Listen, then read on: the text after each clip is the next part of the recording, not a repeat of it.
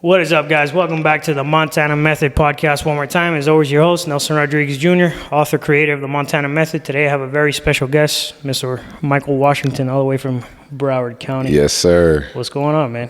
It's been a while. Good to see you. It's been a while. I'm glad we get to reconnect under better circumstances. Yeah, right, man. You was in my car. Yeah. In that Fort Lauderdale, Miami car, right? I've been out here hustling all my life. Every day we get into it. Really out here in these streets. That's day and night. Like there's nothing to it. When I was going through it, dog, I never got your call. I never asked for nothing, no. But now I want it all. I promise I'ma do it. Came from rags to riches. Rags to riches. Came from rags to riches. Rags to riches. Came from rags. Good to have you on, bro. Yes, Good to have you. I know we've been trying man. to make this happen for a minute, so I'm glad we made it happen. Right, man. Me too, man. It's just a blessing to be here, man. I know it was kind of a struggle with the schedules and it's all good. Being on the ankle monitors and getting off, situation with the moving. I went through all that too. Trust me. I know exactly how you feel. It's tough, but I'm glad I'm here and to it, man. I love what you're doing, man. I appreciate it. I watch it. I appreciate it on a daily, man. I'm always scrolling on your page and everything, and it's just some gems, man. Really, some gems. Yeah, what do they say? Live a life, and you'll have a story worth telling. Right. Yeah. No, man. Something like and that. And it's funny because it's a lot of the stuff that we we'll have these conversations in federal prison and. Bro, you know how many times in there I was like, man, I wish I had a microphone and a camera. That's what I was gonna say. We had the best podcast in there ever. It's some of the best. It's very colorful conversations. Yeah, definitely. It's like a fly on the wall, but now you're bringing it to life, to speak. Bringing it to the world, yeah. And, within reason, there's a lot of talk that, people need to hear. 100%. The things that you're saying, that you were saying in prison. So yeah, man. I like that you're doing that. I think that experience has actually made it much better. I didn't see it before. Oops. Whoop, you're good. I didn't see it prior, but tighten this right here. I got it. Yeah. But it made it much richer. It gave it a whole nother dynamic, man. You can't even. There's no comparison. Right. There's no comparison. No, whatsoever. it's not. It's not, man. Yeah. Experiences and just kind of sitting down and being a little bit quiet from the world too, and looking at things different. I'm pretty sure now. Yeah. The world is it's a different place, or better yet, I think it's better said. It's not that the world is a different place. I see things differently now.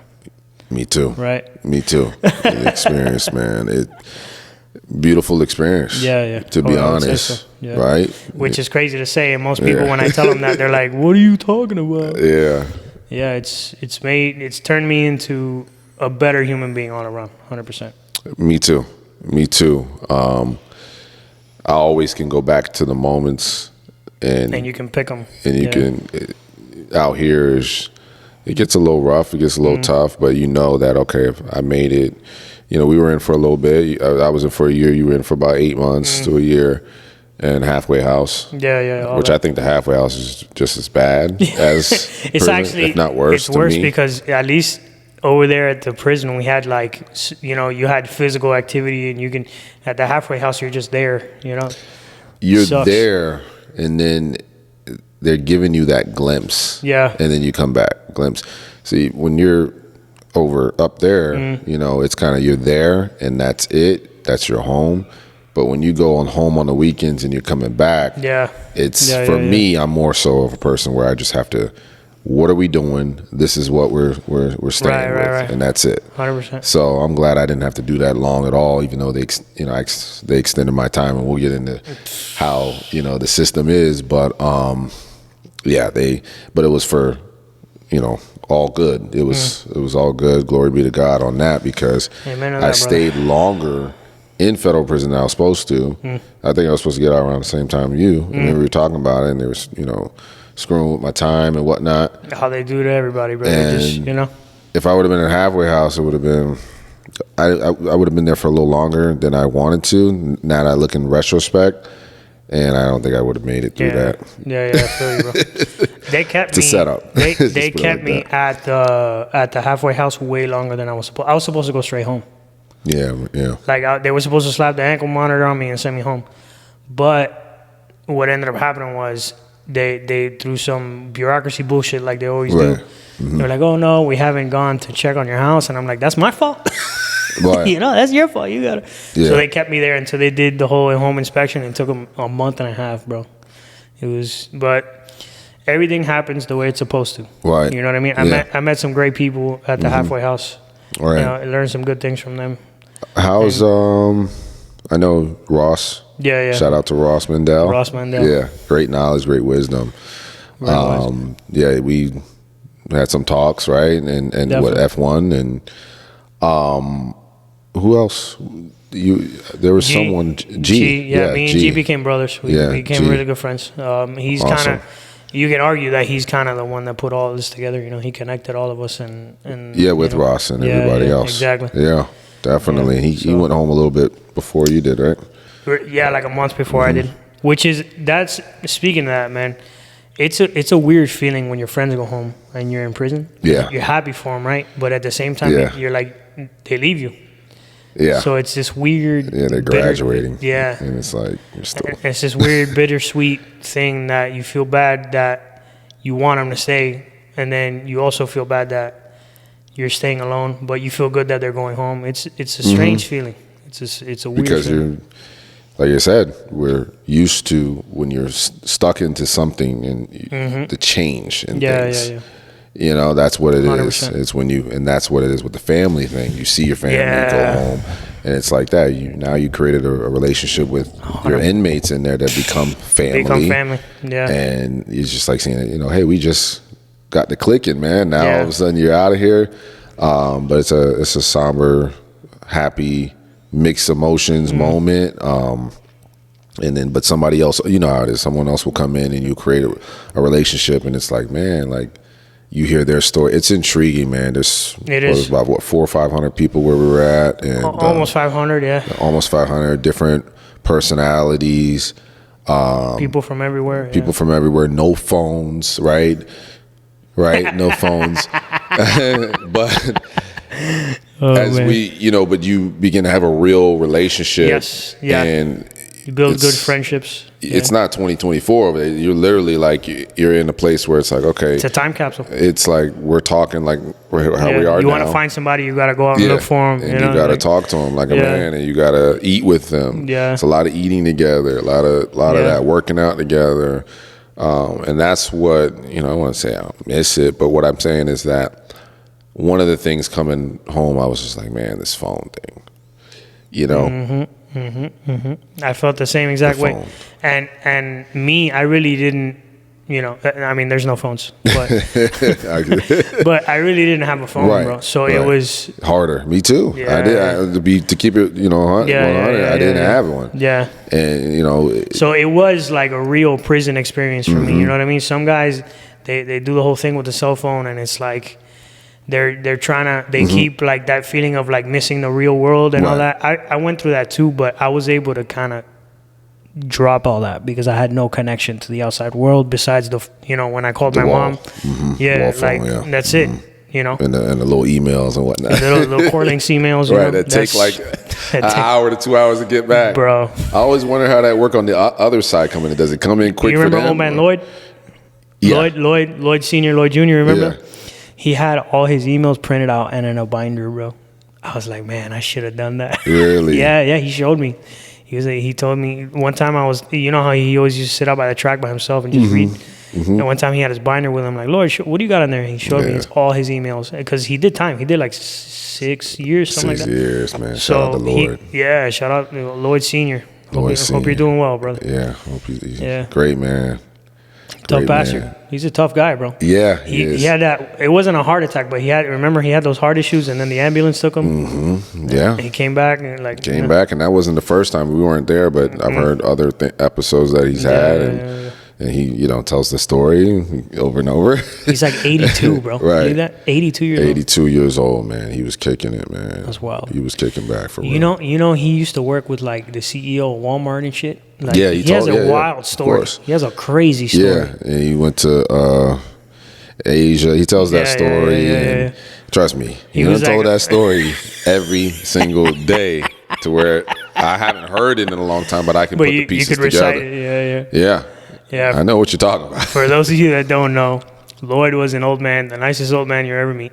Right. 82 years old, was in prison for, I honestly don't even know what his charge was. And he was very successful in the grocery store business. Right. Yeah.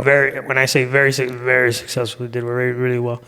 At one point, like I told you, he had the CEO of Walmart calling him every day to consult and stuff. So yeah, real nice guy. I used to go to the I don't know if you ever went to the NA meetings. He used to. No, I didn't go. No. Yeah, I went to a few. Of them. He was ahead of that. Yeah. Yeah, he used to say some deep shit in there. Yeah, you know? He was ahead of that. He was, you know, me and him. Remember, I became a chaplain. I don't know if you remember before I left. I became a chaplain, and he was always in and out of there. You know, he was in ministry with me. We served together. You know, he was all about passing out things and giving back. And he was just a good dude, man. I'm really telling you, man. Definitely. Just bless his heart, man. Wherever he's at, man.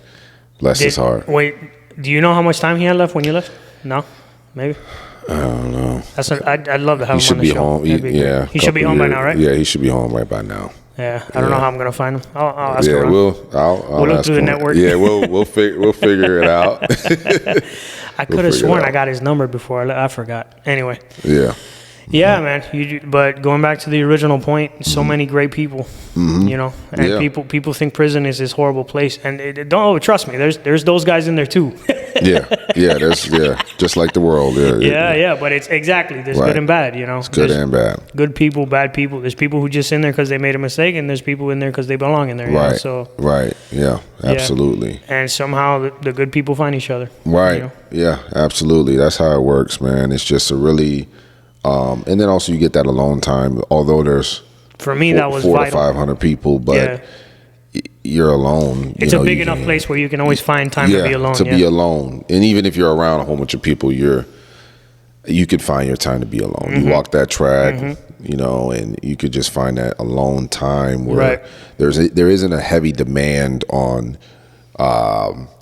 Interacting with somebody, right? You know, if you want to say, "Hey, you know what, man? I'm gonna go ahead and just whatever, walk the track or whatever." No one's gonna hold you to anything. Yeah. You know, it's different out here. You know, when you got phones, you know, you got texting, you got calling, you got attachments where people can, you know, contact each other or whatever. Right, but there it's like, okay, you're here, you know. Where are you gonna go? You know what I'm saying? You're not going anywhere, right? You don't even got to tell anybody. Really? There would be times where we would be kicking it, whatever, just and leave and then come back. You can't do that out here. You can't just leave and come. That's like I can't just get up and leave. But like if it were anywhere else, you'd leave and come back. Exactly. You obviously know people are moving around constantly. Yeah. And it was just like that because you just want to, you know, go on the call your family member or just be alone, read a book. I know you did a lot of reading in there, man. I read 34 books in 5 months, bro. Wow. 34 books in 5 months. I read everything from the Iliad to the Laws of Human Nature to, oh man, I'm forgetting the name of this book, but it was so good. It was a story of like the ending of the samurai era and how this samurai traveled the world and learned like Dutch and English, and he brought Dutch and English to Japan. Wow. Like sick. Yeah. Sick, wow. man. Yeah, That's dope. I read a book about Abraham Lincoln. Yeah. I read a lot, man. I read a lot of stuff. That's crazy. Yeah.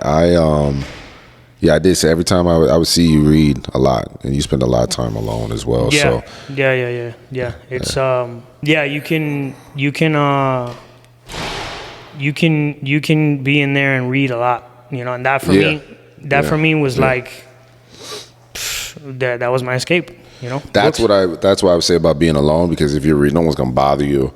There's so much respect in there, right? You can walk by somebody, you see someone reading a book, no need to, you know, you leave them alone. You know, a certain time obviously a certain time at night, people were disrespectful, but I will say that if someone's reading a book, they got their book light on. It's best to just not ask them a million questions or whatnot, you know? So, you know, that's the alone time. I see I would pass by, I see you reading a book, that's how I know you were 34 books. It was, that's as great. soon as I woke up, I would read. Yeah. During my lunch break at work, I would read. I'd read as soon as I got, like, it was just, and I'm not reading as much. That's what I was going to ask you. What is it like now? Life occupies, you know, it kind of just, it takes over. You know what I mean? It does. I read about 10 books in there. You know, I was reading, obviously, in the Bible, I'm going back and forth with the Bible and different chapters and going over things that I didn't get insight on before, you know. But now, you know, I'm out here, it's like, man, I'm just struggling with, you know, watching things. Instead of reading, I'm watching. And it's like, it's a difference. You know, that's a big difference on that. I remember, of all people, funny enough, Andrew Tate said something funny. He was like, when I got locked up, I rediscovered my imagination. And he was the first person to contextualize what happened to me. Like, reading and being alone, I rediscovered kind of my mental process. You know what I mean? Like, that mental process of kind of having to go and use my mind to come to conclusions and think of things. Because now we're stimulated so much by technology and social media and all that stuff. That stimulation, you can't really draw your own conclusions. You know what I mean? I mean, you're all over the place. Just touching, this is like, the phone is like, you know, in some ways, you know, in my belief in Christianity, you can make it an idol. And what that means is basically like, you wake always up, gonna worship something. It's a drug. It's the needle. They would say that, and that's what it was, and that was and that is the most addictive thing, because it's not the phone itself, because obviously a dead phone is useless, right?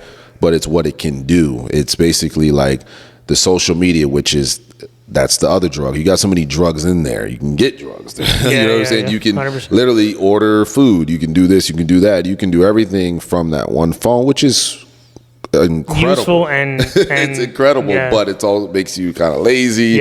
Makes you not think as much, 100%. right? And you know, you could probably think of creating something yourself other than using a phone. You can figure out how can I go ahead and you know, make an app or something like that, or how can I go ahead and just, you know, maybe be an author, write a book or something like that, instead of being addicted. And I struggle with it. I'm preaching to myself, you know, and I know you do too.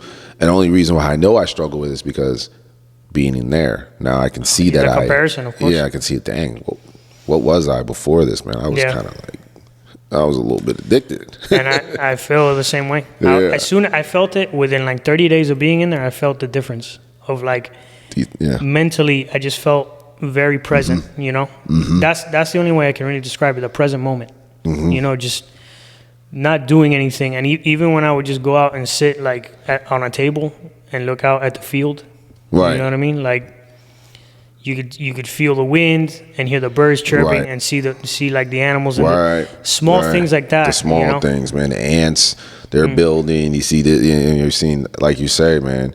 You're looking at every single thing, hearing every single thing. Your senses, your smell, your taste, everything is changed in there.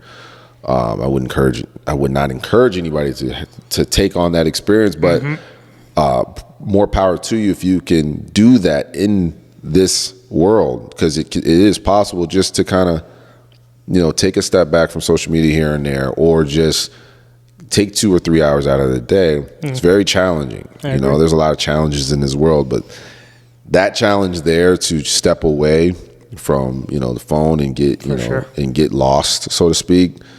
You know, that's a tough challenge. I don't think that anybody can do. No, most people can. It's just the need, that urge. That urge is so strong sometimes that people can't choose it, you know. The demand too. They let them overcome them. You know? They let it overcome them. Like, and for me, it's not, I don't feel the need, bro. I catch myself all the time.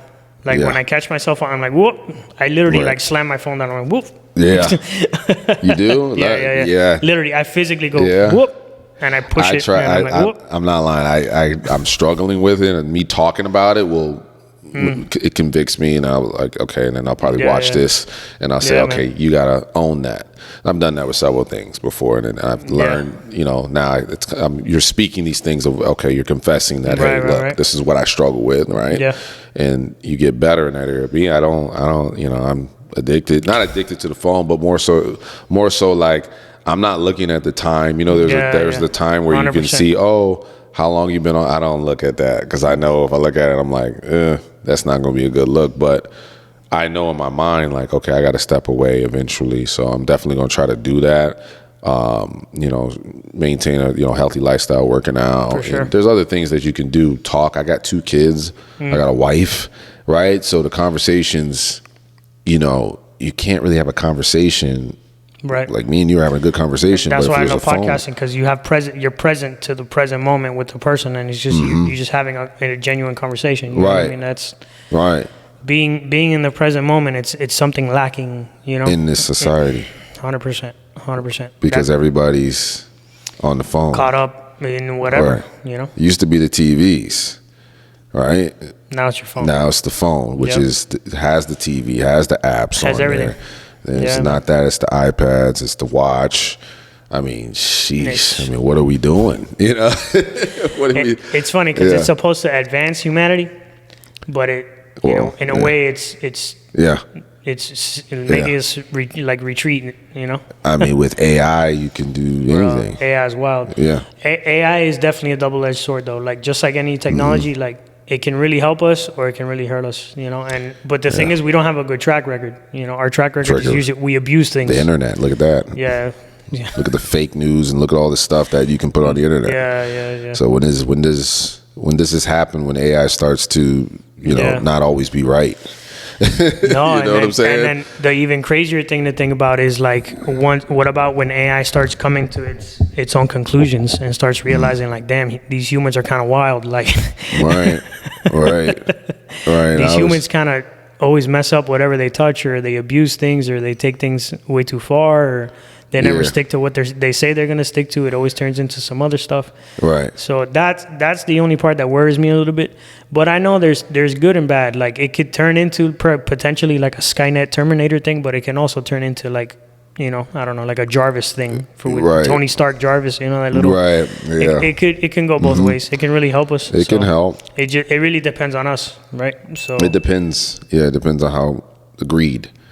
Ladies and gentlemen, the familiar voice of your host, Nelson Rodriguez Jr., taking a quick detour to talk to you about the best jewelry shop on the internet, Gus Villa Jewelry. Let's be honest here, guys. Jewelers in Miami are super shady sometimes. I've even been ripped off once or twice by one of these self-proclaimed alchemists that ended up being these weirdos who sell you a bunch of stuff that make your neck and your fingers turn black. Let me tell you, after I met my boy, Gus Villa, he elevated my bling game. The Gus Villa team, these guys are more than just jewelers. These guys are magicians, turning metal and stone into your next head turner. Trust me, these pieces shine so much you can see them from outer space. Head over to GusVillaJewelry.com, and because you're a Monty, that's right, part of the Montana Method crew, you can use the promo code Montana to snatch 5% off your order. You don't just get hooked up with some shine, you get to have some dough in your pocket. Double whammy. So guys, what are you waiting for? Elevate your jewelry game. Show the world what you got. You got some style, you got some bling, you're all blinged up. Come on back after you do that. We've got more Montana Method Madness waiting for you.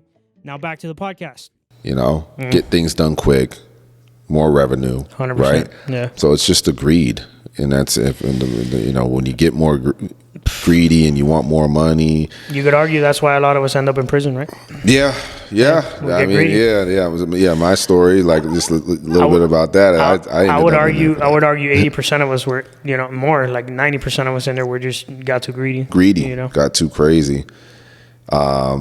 I mean, we probably didn't think so at that time, but hindsight is 20/20. Right? Because I mean, yeah, man, it's greed. As soon as you, I mean, the one thing is this: is like anytime you step into anything illegal, right? Anything that's wrong that you're doing, all bets are off. There's no rules. Yep. Doesn't matter if you're top drug dealer or you're in the health industry or you're into fraud or whatever the case may be. That's the problem, because you don't have any peace really, because now you know that okay, it's not about suing. You can't sue someone. You're playing not on a playing field where it's like you're playing like someone wants to go ahead and do XYZ. 100%. What are you going to do about it? Nothing. You can't do anything about it. You know, and that's and I thank God that I'm not into any of that. And, you know, this has been, I mean, when they got me, I was already on the right path. Me too. Funny enough, yeah. So I broke the law in 2017 to 2018. They didn't arrest me until 2021. I had stopped completely. 4 years later is when they were like, their excuse was like, oh, the pandemic, we stopped working, this and that, blah, blah, blah. Yeah. But whatever, That, for me, it was the same 2017, you say? 2017 to 2018, yeah. And then I stopped because the guy that ended up eventually building a case against me and ratting on me, I knew he got arrested. Mm-hmm. So I was like, all right, enough. Mm-hmm. You know, stop, walk away. I'm not in trouble. I didn't do anything in my eyes, egregious. It was egregious, obviously, to the U.S. government. Right. But I was like, all right, you know, enough. Walk away. Go, you know. Right. Go live a life. You were never a criminal in the first place. You know, go back to living your regular life. And then 4 years later, they just come knocking at my door at 5 a.m. You know, it's crazy. 5 a.m. for me too, or 6 a.m. I was actually going to my sister's baby shower that morning in Tennessee. Oh, okay. I had my bags, me, my wife, the kids. I had just gotten back from a trip. Funny enough. It's weird. Yeah. So they know what's going on. So they embarrassed me. 20 cars deep. Everybody. Mm-hmm.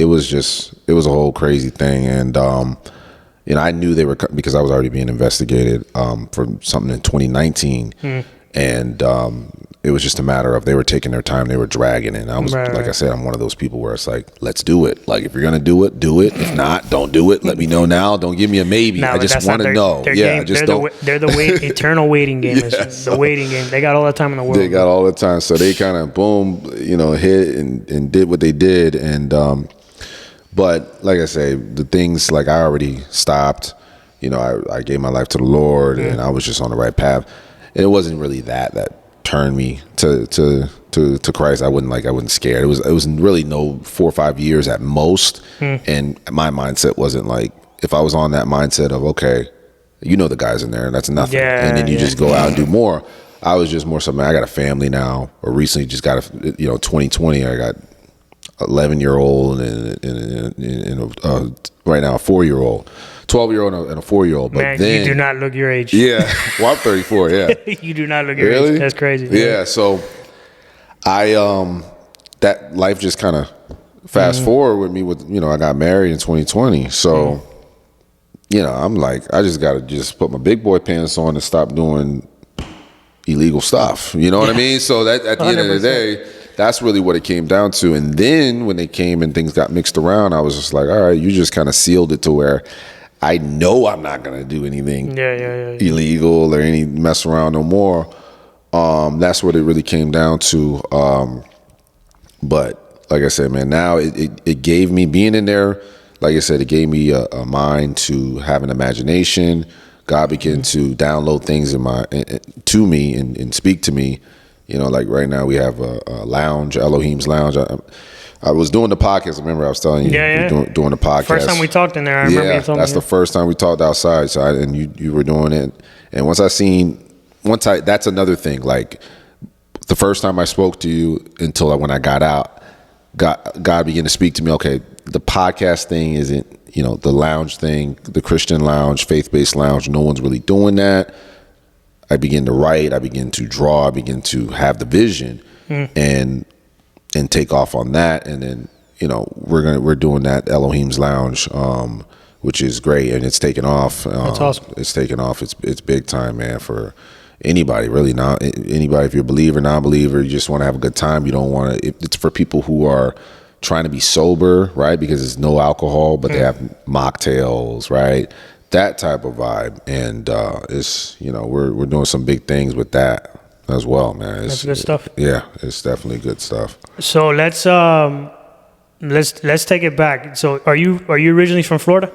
Yeah, like born and raised. Yeah, from North Lauderdale, Florida. Okay, cool. Yeah. So what were you like growing up? Just a normal kid? Pastor's kid. I was. I live with me. I'm really the youngest. Me and my sister's 5 years older than me, but I live with my cousins for about 5-6 years, and so it was kind of like a family of four kids for a lot. Actually, like 7. It was for a while, so it felt like a family of 4. Right. Really, just I was PK. They're bad usually, so I was a little sneaky, bad kid. You know what I mean? And jumped off the porch a little early, so to speak. Just getting into things I wasn't supposed to be getting into, and just wanted to do my own thing. Didn't want to listen because you're brought up into that. You don't want to hear about. Always want to hear about God or go to church and things like that. So I had to find out the hard way. I had to find out my own way. And I started to run away from God and for a while, from obviously from like 7 really to like 30.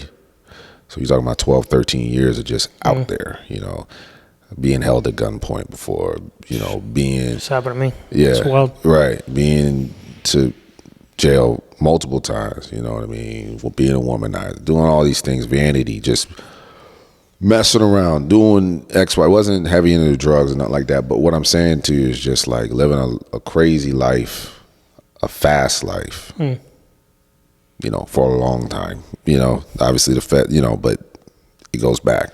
So doing that is just like, it was too fast for me. And then I realized, okay, boom, this life has nothing for me to offer. So yeah, but I am from here, from Fort Lauderdale. Okay, cool. So you went through a lot there, but I'll try to break it down. So you grew up with your cousins. Yeah. Get into high school, you're still living with them more or less? No. Not at that time, so that was when you were a younger kid? Yeah. You lived with your cousins? Up until probably like almost middle school. Yeah. Okay, cool. And then you get into high school, and you said when you were 17, you started to like go down a different path? Yeah. I was into sports, basketball and track, and, doing that. And, but after a while, I was just trying to find my way, man. Just trying to rebel. Well, really rebelling, You tell me something's green, I'm going to say it's blue. Of course. Teenage kids. And I see it, I see it in my kid too a little bit. You see that they think they know everything. Of course. It starts off as cute and fun, but then if you just really just don't listen to anything your parents say, like at all, that way of disobedience is going to it lands you. And if I can speak to the youth or anybody, really, it's just going to land you in prison.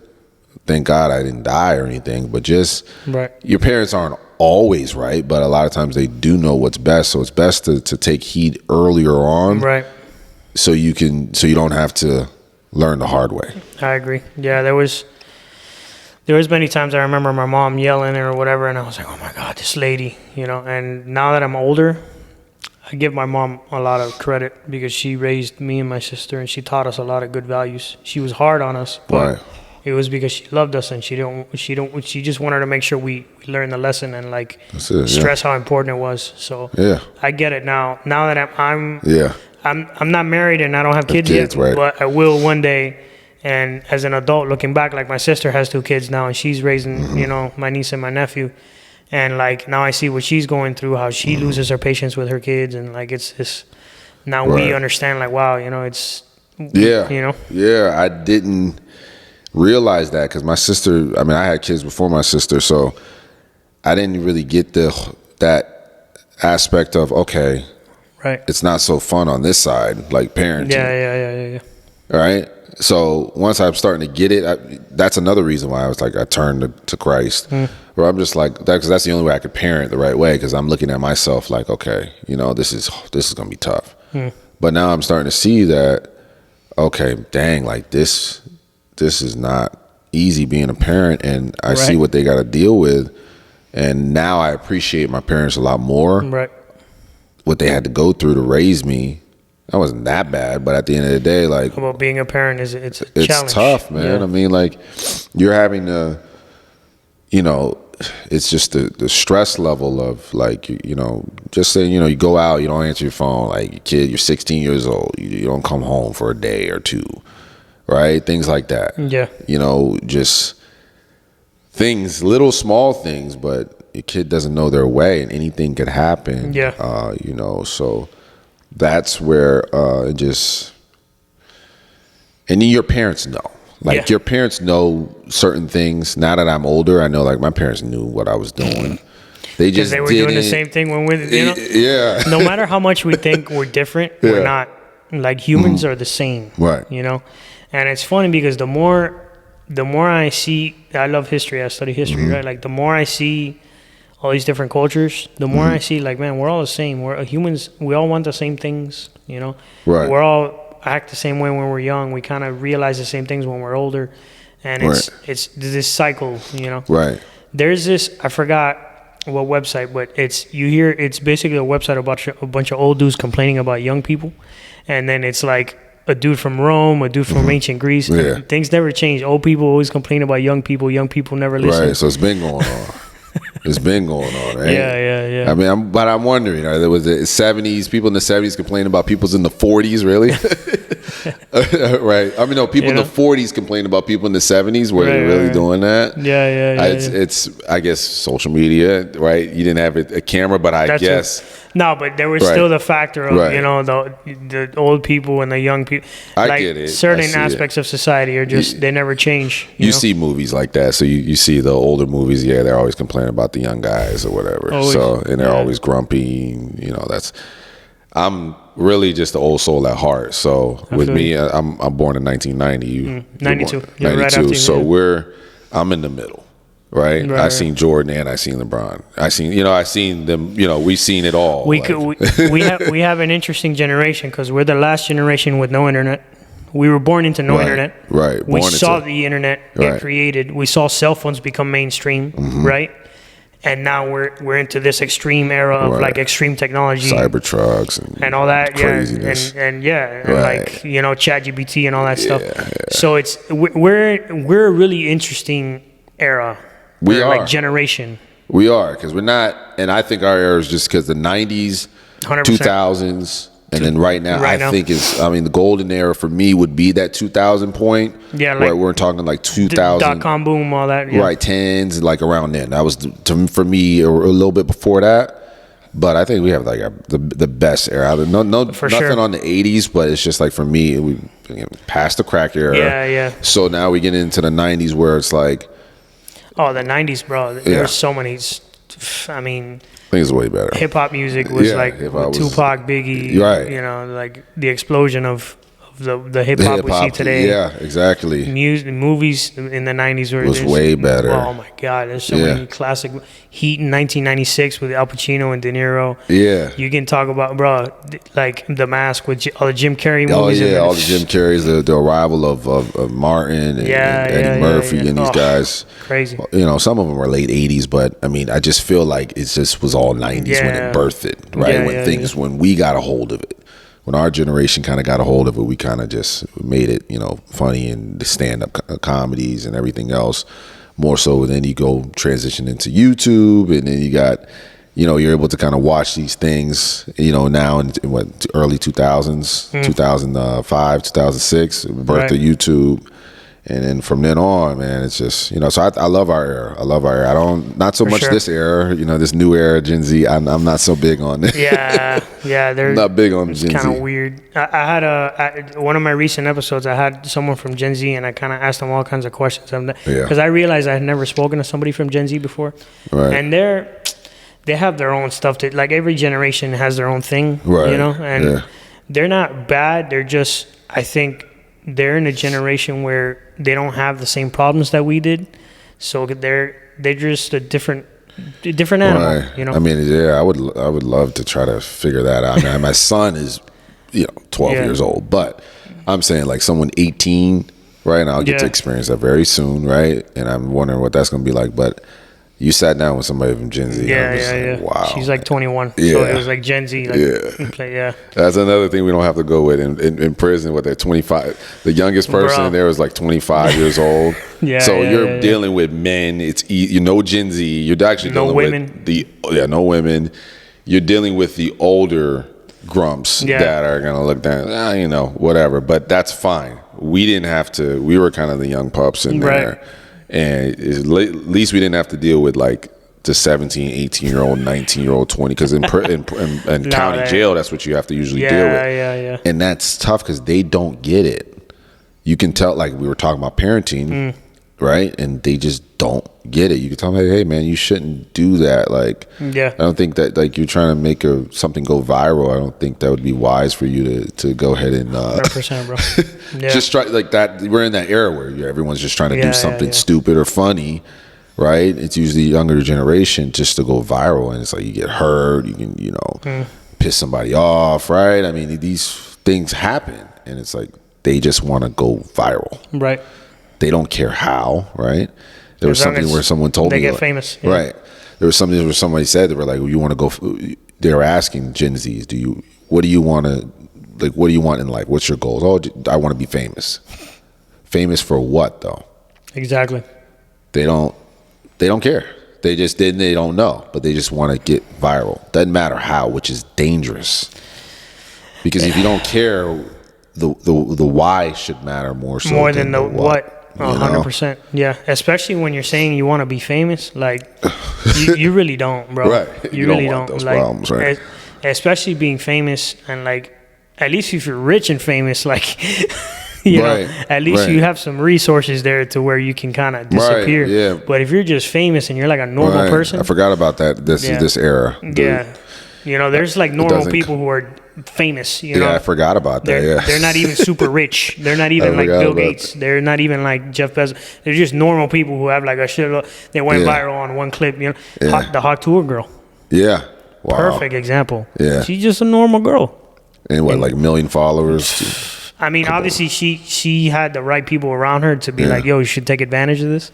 Right. But she's just a normal chick that said something. But are they not doing, like, when you get that much, because obviously you can turn that into dollars. Money, yeah. So they don't have that mindset or that a lot of people think, the drive for something. Most people don't have the right people in their ear giving them the right advice, you know. And then when you're giving things and you're just getting what you want, you don't have anything to go to as far as what's yours, what's your baby. 100%. You know, so I get it, man. That's why in prison, you know, you don't want to be known for it. You don't want to go viral.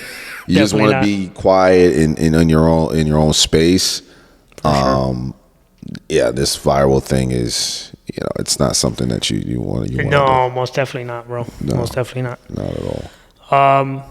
But to kind of get back to your story, so you know, you get rebellious, you kind of start, you said you were in and out of jail, in your 20s? Well, no, my just late 20s, you know.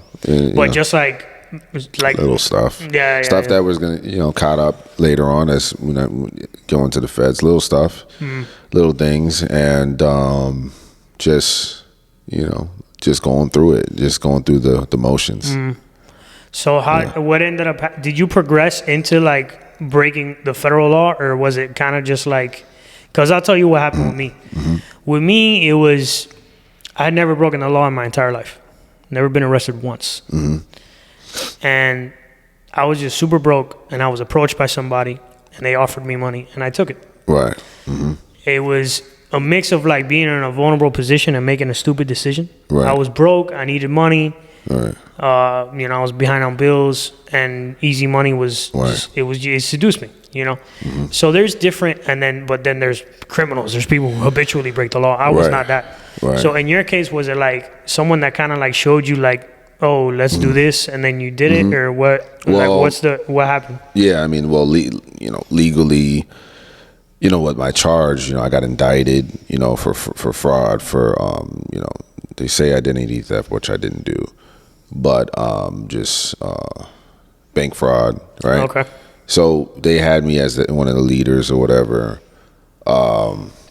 They, so it was something like, just to answer your question, it wasn't nothing like how your situation, it was more so of, it was something that grew to be. And it was something that was, I look back on it and, it's hard because, really it's my first time really covering it, on a platform, right. behind closed doors. I've talked to many people about it, but I heard a lot of people, not I mean like that. What I mean is just like damaged a lot of people, men and women, just in instances, because you're at the top, you have a certain responsibility to do good or do bad. There are people following me, so I was just, thinking that I'm helping, but I'm really not. I'm hurting them. So, So yeah, it grew to be that. So it definitely was coming. I got, you just think, oh, I got away. The more you get away, the worse it becomes an animal. Yep. So like the more and more, it's like, oh, okay, okay, like you're invincible. Alrighty, guys, taking a quick break from the podcast to bring you a word from our sponsor, Christian J. DePaz. Appreciate him for coming through. He offers a phenomenal service. Guys, I'm a big promoter of entrepreneurship, owning a company, starting a business, doing your own thing, and chasing your own dreams. But as the old saying goes, it takes money to make money. So I'm going to tell you a little bit about Christian J. DePaz and what he does. He gets funding for new and startup businesses. Christian, tell us a little bit about it. Thank you so much, bro, for the opportunity to come inside your podcast and help more entrepreneurs start their own business or scale their current businesses. So what we do here at Secure Funding is that we'll help you acquire anywhere between $50,000 to $150,000 at 0% interest rate business credit, so that you can once again start or scale your current business. So if you come hear from our good friend Nelson, there's no other you're coming from, then we'll have him at the podcast and we'll take extra good care of you. With that being said, brother, thank you so much for bringing us on. Of course. What are you waiting for, guys? Click the link in the bio. But then that it's gonna hit the fan. Do you know it's gonna hit the fan the way it's supposed to, Probably like not, that? But you know what? It could, and that it should, where the laws work, right? You feel like, okay, I'm doing this. I think I'm getting greedy. I'm greedy. I didn't stop, You hear the internal voice in your head. Yeah, like, man, I think you should stop. Yeah. Oh, and you're saying these things too, to said partners and people 100%. that you are in business with, and it becomes a talk for 2 minutes. Yeah. Nothing serious. Nothing that you're sitting down and talking about. Because again, the greed, because you got to get back in the money, And it's crazy to think about, because greed is one of those where you always look at it from the outside and you're like, man, I don't think I'll ever make that kind of decision. Like, I think I'll be able to stop myself with it if I get to that point. Right. And then you and I are people who got to that point and we didn't. I stopped myself when like something crazy happened. Right. Like the guy that ended up ratting on me got arrested. Yeah. And that's when I was like, all right, I'll stop. Yeah. But up to that point, you weren't. I wasn't even thinking of like, I didn't think it was a big deal. I was making money. Mm-hmm. Nobody was getting hurt. All those excuses that I would tell myself, Yeah, Until. Did you think it was going to get to that magnitude? No. Nah, I didn't even think I was.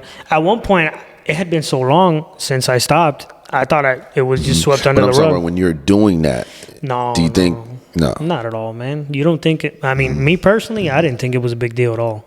Right. I wasn't stealing millions of dollars. Right. It's right. I didn't think I was gonna get arrested by the FBI. My thing was like I looked into things and I was like, yeah, they could do it, but I seen people in my field, they didn't. People got jammed up doing what I was doing, but I was like, if I go in this field, because I was so much in it at that time, I had no kids, I wasn't married.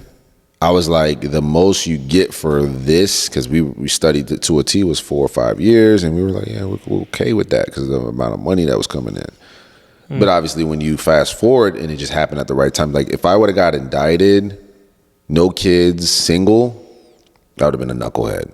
Probably wouldn't have found God. So the way God set it up for me, the play He set up, right? I got married. Doing what I, still kind of half in, half out. Got my kids. My daughter was just born. So I'm just like, then I'm kind of like thinking more seriously about it. Right. And then that's when it happened. I'm like, I can't let my babies down. But when you have something to lose, right? But when you're just by yourself, and I thank God that you're able to do that. Just no kids, no wife or nothing. But for me, I wasn't like that. But for me, I'd be honest, I was like, I had nothing. I was a womanizer. I didn't care. No one cared about me. I didn't care about them. That's how I looked at it. No one really cared. With your kids, they look up to you. 100%. They don't care if you're driving a Ferrari. And they're sponges. They absorb everything, bro. They see everything. They see everything. So it's like, they're innocent. So they're looking, they love you. When you walk into the door, so you don't let them down. Like it's like you got to stop, because it's like you're letting someone down that is a spitting image of you, that doesn't care about all that stuff that you are trying to obtain. They don't even really understand that. Right. They don't care what you're doing. Like, I mean, if they knew exactly what you're doing, they'd probably tell you to stop at a young age, because kids know better. Like, 100%. They know if you're doing something illegal and that's going to jam you and take me away from you, why are you doing that? You know what I mean? So that was the thing that, my conscience, right then and there, and that's what led me to stop. But if it wasn't for that, man, I probably wouldn't be here. Be honest. That's it's crazy how like one thing happens, and you think, man, if that one thing doesn't happen, I'm in a totally different place in my life. Yeah. One little thing. One little. Yeah. Like for me, getting indicted and going to prison, if that one thing does not happen, I don't even know where I am today. Like my life, because I got indicted, I lost my business, I lost my company. I was forced to walk away from an industry that I had worked in for years. Right. I was forced to look for a totally different thing to do in life. Right. And I found podcasting, bro. You know what I mean? So it's, to think that's a blessing, man. Yeah, to think that a federal indictment and a prison sentence could lead me to where I am today, it's just, Right. It's wild to think about. That's great that you say that it moved, it shifted things. 100%. Made you be an entrepreneur, so to speak. Right? Made me become legal and still be an entrepreneur. Right. Yeah. So that's where it did that for you. And then that's what drives. And then, many of us, as we see, I've seen couple guys that are doing tattoos, we see a lot of guys in there that are very smart, talented, and I'm seeing some of these guys before my very eyes actually make it out here. Yep. And it's like good, because I'm looking at them, I'm like, I knew they were going to do something, because I'm looking at them in there, I'm like, they got it. Now you're actually looking at people, because you don't have a phone in your face, so you're actually looking at what this person truly is, what they can do, what they can become. Right. Like for you, I do podcasts, and so I was just, okay, he carries himself well, his mannerisms, he can talk well, he's likable. I mean, sure, why not? I mean, you should be able to kill it. It's Miami. Who does, what I'm saying? So and when I seen what you were putting out, I'm like, okay. But then I didn't know the story of you. You wouldn't have did it that way. Right. If it. 100%. 100%. I don't start podcasting if I don't go to prison. And it's crazy because prison actually gave me the motivation to make content and kind of create a little system to where it was running by itself while I was gone. Yeah, I think you told me, yeah. So it's... So you didn't do it at all prior? No, not before my indictment. I thought you were. No. Just the way you came off, it sounded like I was like, dang, you're definitely. So you knew what you were gonna do. I was out on bond for 18 months, so it was a while. Like I had been. I started podcasting June of 2022. I had decided like 3 months earlier. So if you think about it, I decided and like started working on the project almost a year before I went to prison. Right. So, but prior to that, never in my life, not once. Right. I was a fan of Joe Rogan, and me and Joe Rogan actually have the same birthday. But I never thought like, I'll be a podcaster. It wasn't until, like I said, I was forced to like look at different things to do with my life. Right. So I didn't know that because, and I was doing that before. Like I said, not anybody can just do the podcast and then you do it well. But that's why I was like, once you stepped into it, and this is good because it's going to help people, because 100%. The things that like the jewels and the gems that we're dropping, for kids, the Gen Zs, from the older people to people that are going to prison to people that are coming home. I'm working with, I don't know if you remember Shap. Yeah, he's doing a Kingsman Tables Mindset podcast where, where you have, we're talking about prison reform on there, and we're talking about the kingdom of God, and we're having an initiative program to help the reentry, when you're getting out, because of what we were talking about earlier, halfway house. I'm gonna find a way to get connect with somebody to start talking to guys when they come to the halfway house and stuff and show them what I've done. Right. I remember guys DMing me from in there and being like, "Man, I can't! Wow, you did it so fast!" Right. Because remember, I had the clips coming out and everything. Yeah. So I've seen it, but some of the guys, I heard about it. Yeah. Some of the guys were like DMing, "Oh my God, I can't believe you did it so fast. That's crazy," Yeah, because I thought the way you did it was like I thought you already did it. No. That's pretty dope for you to kind of just do it right away like that and just hit the ground running. I mean, that's amazing. So that means, Because when I'm looking at it, I'm like, okay, you started it already, but you've actually built it up. And you just started, so that means 3-4 years from now, I mean, this thing could, That's the plan, hopefully. And right? you love doing what you do. Yeah, I love this. And you would have, you would have been working and for the company or doing whatever you were doing. But as we know, if you're not doing what you love, then you can be making all the money in the world. It just kind of zaps the life out of you, no matter what. So now you're doing what you love. And if as long as you do what you love, eventually the money will flow in. And you'll never work a day in your life. Exactly. Yeah, so eventually, the fruits of your labor will start to show, 100%, and bro. it'll start to There's nothing like finding your passion in life, bro. There really isn't. It is. Yeah. Once you find a lane you can really love and appreciate and have fun in and make money in, there's nothing like that. And I truly believe every human is here and can have that passion, like can have that purpose. Right. Right. Everybody has a reason why they're here. And I've come to the conclusion that part of life's journey is to figure out what that is. Is to figure out that purpose. And if you're lucky enough to be one of the guys that did like discover that, right, then you got to pursue it. You got to pursue it for the rest of your life. You got to pursue it, man. Like I was, it's very stagnant coming out. It took me, man, because I still work, but it took me like 4 months, maybe 5 months to start the lounge, just because I was just, I'm gonna wait until the right time, and then I'm kind of like not miserable, but I'm kind of like I'm out of prison, but I'm kind of like, is this life? Yeah. And the minute that I started doing it, my wife put the battery in my back and was like, "Oh yeah, let's do it." And she helped me more than I even thought. So, like a lot of things happen along the way that you don't expect. Right. Like Ross kind of just being there with you. Yeah. I don't think you expect. When I first talked to you, Ross, I didn't even. No, we maybe talked like 2 or 3 times in there. We weren't even like right.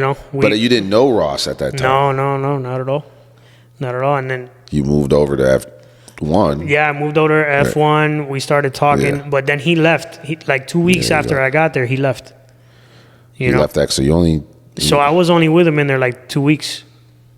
So who would have thought the relationship would have been what it is exactly. now? But again, the geographical and the wherever you're at. But that's the crazy. That's another thing you have to think about. I wouldn't have met Ross under any other circumstances.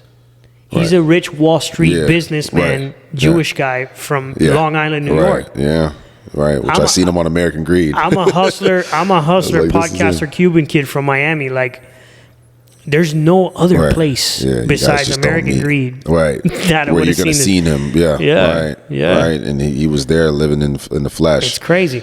And he was right there. And but I didn't know 2 weeks. Because you guys have so much rapport with each other, and you guys are just like, you click. It's wild to think about, bro. On the outside, man. That's crazy. 2 weeks. 2 weeks. I don't think people really like from where we were at go that far. Like they'll meet someone 2 weeks in there, and then have a relationship like that on the outside. On the outside, 100%. There's no you don't get that. Usually, you meet somebody for 2 weeks, you don't even know like their name. Happens, you don't even remember their first name.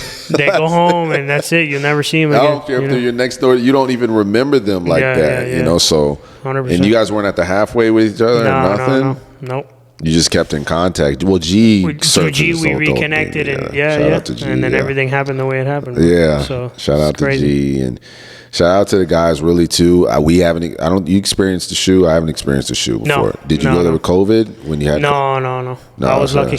I was lucky. Shout out to the guys that are because we haven't experienced that, but there's guys that went into the shoe for various reasons. A lot of 50% of the people that go to the shoe are innocent there.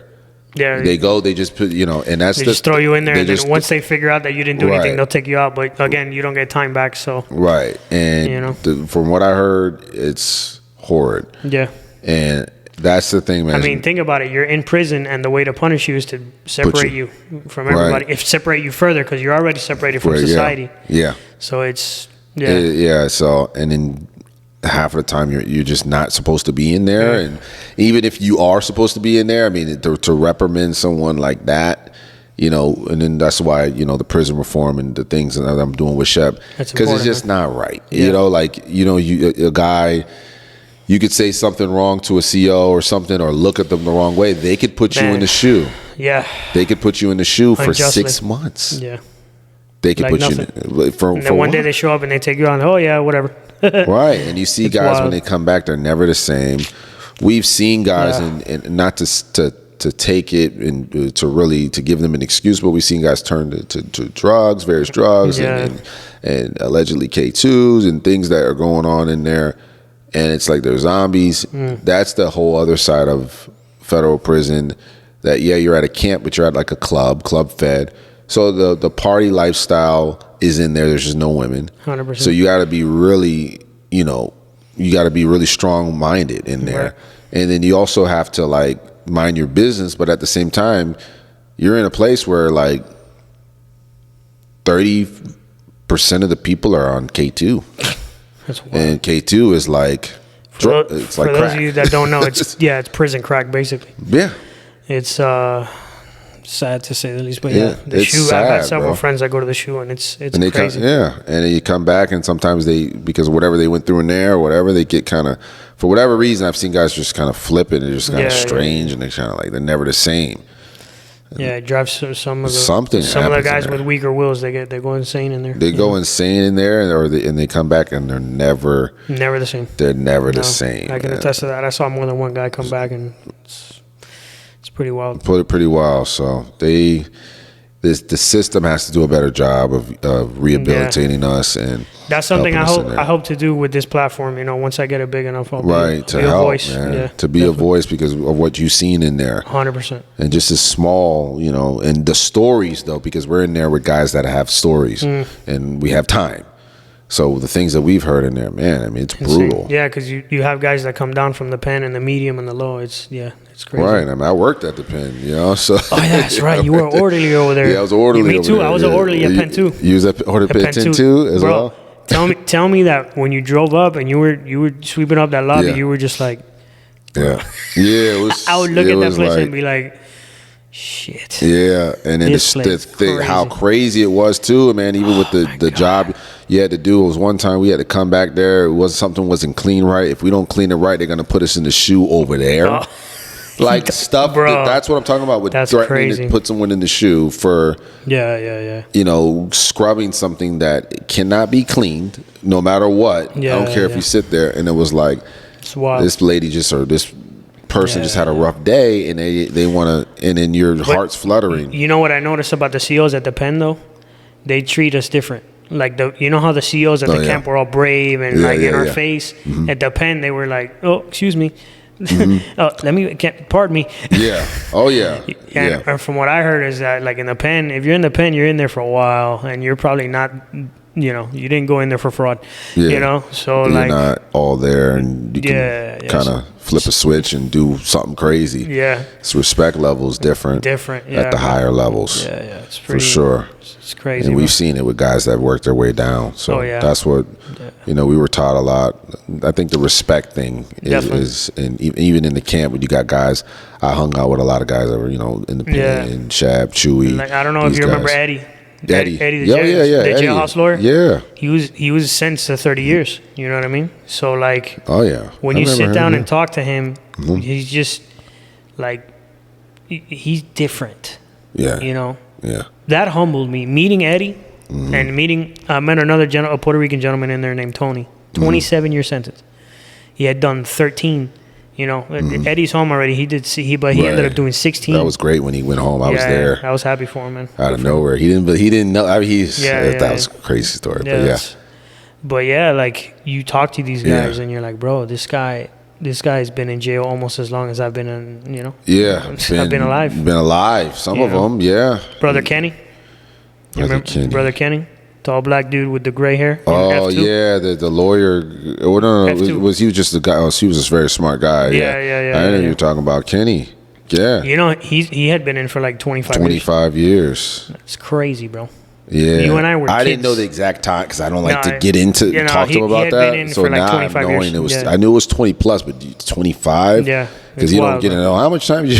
You know, you don't start that conversation with certain guys, but It's crazy. 25 years. 25. And you would just, and he was like, The nicest guy you've ever the met. nicest guy, chipper. And that's what made me kind of step back and 100%. the complaining, the grumbling, the, you know, I was You met like, in there, cut that out. you met dudes in there who were like happy and grateful to be Right, alive. to and, be, you know. and to be there too, because they worked their way down.